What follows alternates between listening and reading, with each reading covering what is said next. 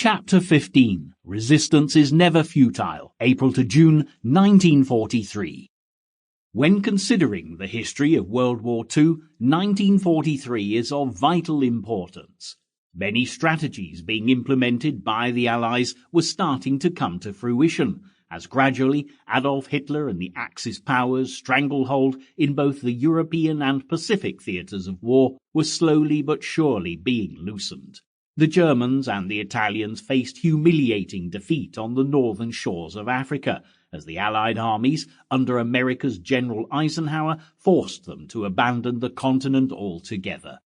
The battle for North Africa had already helped draw some of Hitler's military resources away from the Eastern Front, where his forces had taken on Russia's Red Army, as all the while the Allies would keep the pressure up on Germany itself with heavy bombings of the nation's major industrial cities.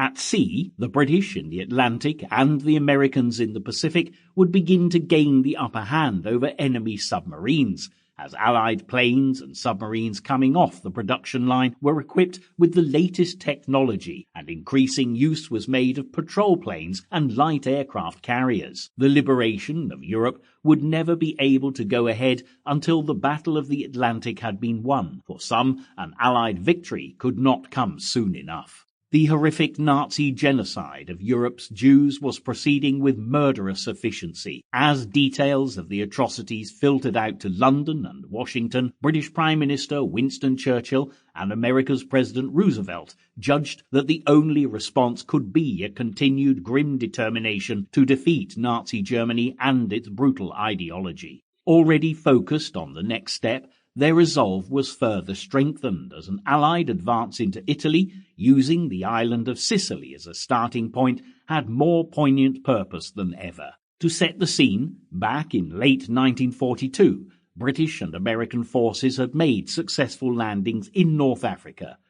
The Allies had also won over to their side many French commanders there, who had previously been loyal to the French Vichy government that was collaborating with the Nazis. But in the spring of 1943, Germany and Italy had continued to send reinforcements from Europe across the Mediterranean, and the relatively inexperienced Allied troops moving from Algeria into Tunisia had met stiff resistance. They were having to learn fast in the most difficult of conditions, but progress was being made. To the south, the Eighth Army, led by British General Montgomery, had driven the Germans back from Libya and into Tunisia, as Erwin Rommel, who was suffering from the strain of months of combat, had been recalled by the Führer and replaced. In the South Pacific, the Americans and Australians had begun what they hoped would be a series of victories against the Japanese in the Solomon chain of islands north of Australia. With some difficulty and at a cost of many lives,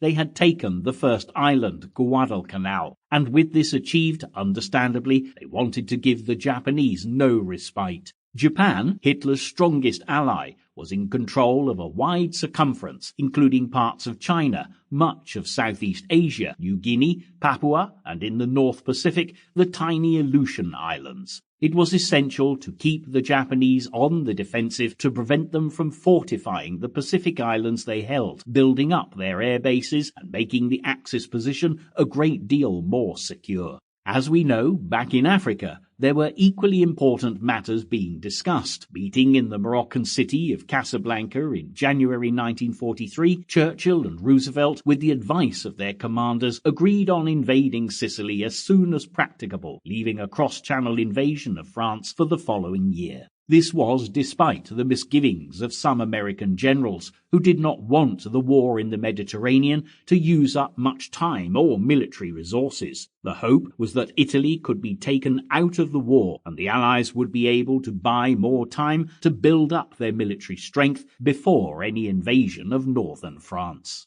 The British knew they were fighting a powerful military-industrial machine that was yet undamaged in its heartland. Hitler and the Axis powers would have to be worn down by a second front in Italy first, before a direct invasion of France could realistically be considered. So, by the time April 1st, 1943 dawned, events in North Africa and plans for the invasion of Sicily became of paramount importance for both sides in the conflict. Germany's military command Sample complete. Ready to continue?